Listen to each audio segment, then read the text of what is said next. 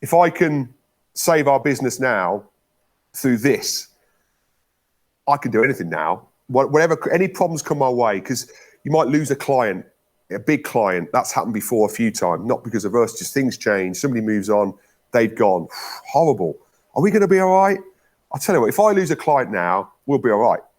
We'll be all right. If we lose all our work and we're still here, if they go because they choose somebody else because they're cheaper, see you later. And we've had a conversation here as a board team. I said, we've got to be strong coming out of this.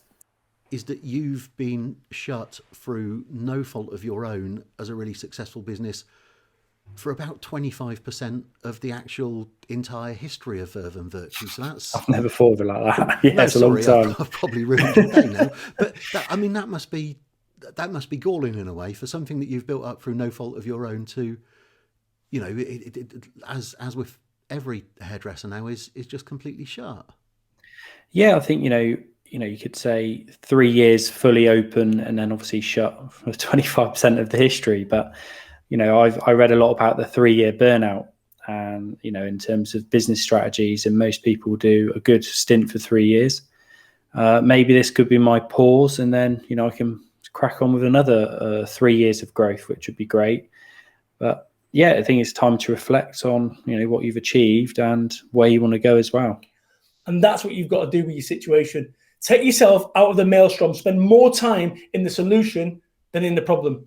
And so many people panic. Oh my God, what am I supposed to do? What you're supposed to do is stop panicking. That's what you're supposed to do. And people under stress don't make great decisions. So the idea is you do not make decisions when you're stressed. And when it comes to making decisions, where you end up in your life is going to be a result of your decisions, good ones and bad ones.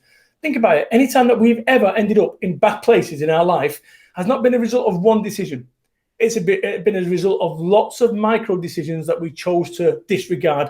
And pebbles in shoes don't magic the way out. So whatever you've got going on right now, deal with it whilst you're at your strongest.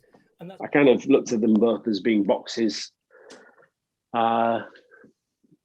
know, boxes for opportunity rather than labels. So rather than calling them a music venue or a nightclub or a bar or a restaurant, you know, they're just spaces, you know, the boxes with some equipment in. And, you know, you've got to look at it that way around, you know, try and forget your, you know, whatever paradigms you've got or whatever kind of like, you know, views of your current existing business, you know, and we just looked at the materials that are the business itself. So it's, you know, bricks and mortar and some water and some other things that we can make things happen with. So we just tried to reinvent based on what was there rather than probably what had existed before. Sit back, don't force getting back to exactly how you were. Maybe just sit back and think, hang on, why am I doing that? Why am I paying for that? Why am I doing that? Why don't I? And you just never know. You might find a different way of doing things. This is not, you know, a struggle to get things back to how they were. This is possibly for some people an opportunity to do things differently for the future. So that's my advice. To assume, you know, I'm up there at millionaire status, you know, and you know, I'll just sit here. Clive, I've forgotten to press record.